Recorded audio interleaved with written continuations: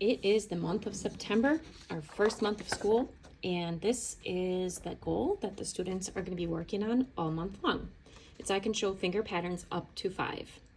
So if you check out our pacing guide, we're going to work on finger flashing always as our warm-up. That'll be the first thing we do. And then we're going to get into some subitizing, which helps support all the rest of the facts. So for finger flashing up to 6, you can use numeral cards or you can just say a number. I like to use numeral cards and say the number at first, just because then we're sort of getting students used to seeing the numbers and saying the numbers. We're going to finger flash up to the number 6. And the reason for that is most students, by the time they're in kindergarten, have up to 5, but sometimes they don't. So we're going to do it up to 6, and you can have them either like choose a number, you can just flip a number. 0, they show 0, and we're looking for them to flash it immediately like this, not like 1, 2, but to just show 2.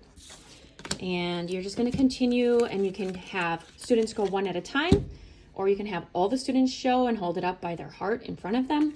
But really, we're looking for automaticity of finger flashing. So again, we want them to see 5, not 1, 2, 3, 4, 5, not 3 and 2 yet.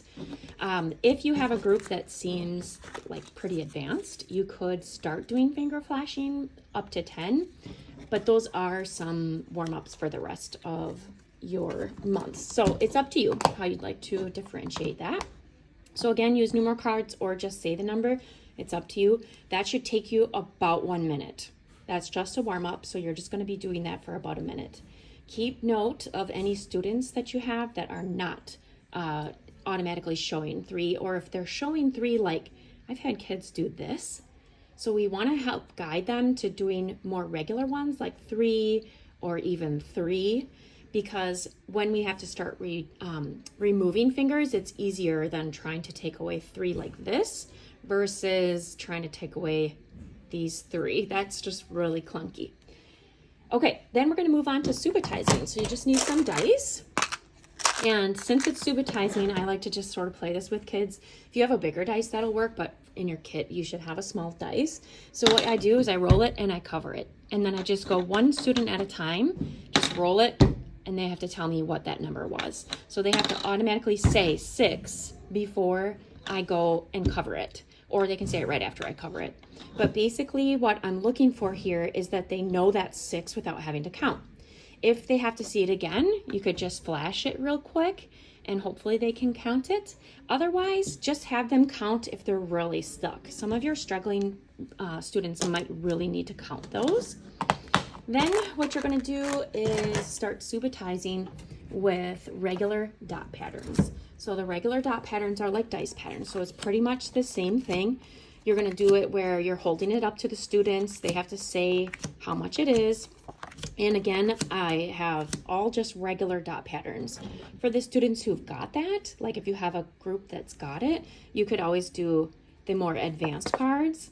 And when you're subitizing, once again, it's about showing it quickly. So you're just flashing it for a second and you're looking for them to say 4. If you see them counting like this, that means they don't have it yet. So just keep practicing. They will get it.